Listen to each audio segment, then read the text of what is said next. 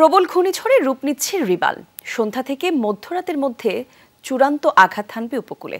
মোংলা পায়রা সমুদ্র বন্দরকে 10 এবং চট্টগ্রাম কক্সবাজারের 9 নম্বর মহাবিপদ সংকেত দেখাতে বলা হয়েছে। বিভিন্ন জেলা থেকে ব্যাপারে জানাতে আমাদের সহকর্মীরা আমাদের সঙ্গে যোগ দেবেন। আমি প্রথমে যেতে চাই কক্সবাজারে, সেখান থেকে আমাদের সহকর্মী এহসান আল কুতুবী আমাদের সঙ্গে যোগ দিচ্ছেন। এহসান, একটু জানাবেন, সময়ের সাথে তো আবহাওয়া পরিস্থিতিও খারাপ হচ্ছে, সেখানকার অবস্থা কি দেখতে পাচ্ছেন কক্সবাজারে, এবং সেই সম্পর্কে বিস্তারিত কি তথ্য আপনার কাছে আছে আমাদেরকে একটু জানাবেন। সিলন ফ্যামিলি ব্লেন্ডের কড়ালিকার আর সতেজ স্বাদের পারফেক্ট ব্লেন্ডে স্বপ্নেরা মিলুক টানা।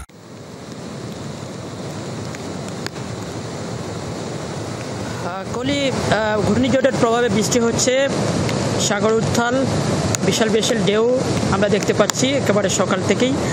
আর কক্সবাজার যেহেতু উপকূলীয় এলাকা, এখানে বেশ কিছু নিম্নাঞ্চল রয়েছে, বিশেষ করে কুতুবদিয়া, মহেশখালী এবং টেকনাফ। সবচেয়ে বেশি যেটা ঝুঁকিপূর্ণ এলাকা সেটা হচ্ছে সেন্ট মার্টিন।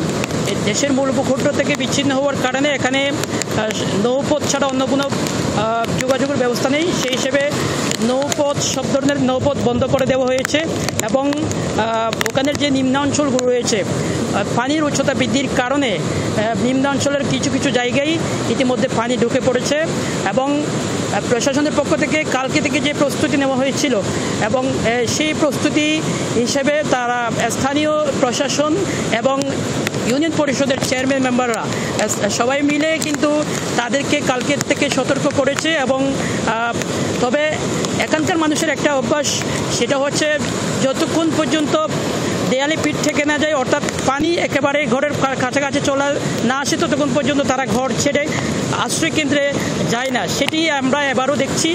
সবাইকে সতর্ক করা হচ্ছে, মাইকিং করা হচ্ছে এবং সিপিবি সদস্য সহ প্রায় 1000 যে ভলান্টিয়ার প্রস্তুত রাখা হয়েছে, সবাই কিন্তু মাঠে কাজ করছে যাতে কেউ কোনোভাবেই দুর্ঘটনার শিকার না হয়। আমরা আছি সকাল থেকে কক্সবাজার সমুদ্র সৈকতের লাবণী, সুগন্ধা সব পয়েন্টে আমরা দেখছি পর্যটকরাও এখানে আছেন, তাদেরকে নিরুৎসাহিত করছে এবং এখান থেকে তাদেরকে চলে যাওয়ার জন্য বারবার মাইকিং করা হচ্ছে। বলি ধন্যবাদ আপনাকে এহসান আমাদের সঙ্গে যুক্ত হবার জন্য।